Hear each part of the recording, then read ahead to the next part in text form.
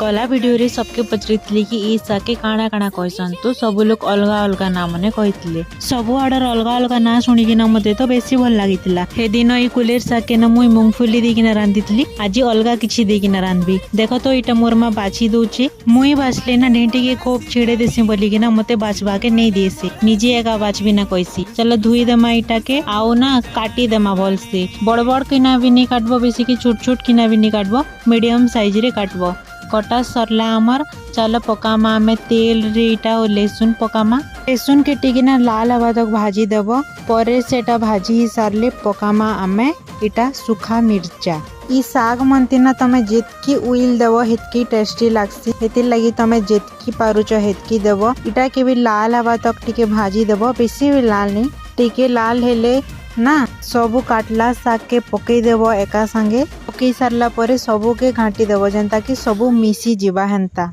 टिके टाइम तक ढाकी देव 2-3 मिनिट ढाकी सारला परे सेन पकाव नून टमाटो फाले काटी किना ना सेटा के मझी रे रखी देव तले ने आउ साग मान के ऊपरे रखी देव जेंता कि से टमाटो पूरा बिली जीवा परे ना सेटा के ढाकी देव टिके टाइम सेन ना से दिन मुई मूंगफली पकईतली कहूचे ना आजी पकईचे एटा मुई गोरस पकाले भी पूरा टेस्टी लागसी ट्राए करब तम मने हैला बिना सार दिया साग बोली कि ना तो आमर घरे एतकी खाएसु जे नहीं कह ना साग के मने भी साग के खाओ कैसे कि इटा सीजनल है आउ बहुत भल भी है देही लगी।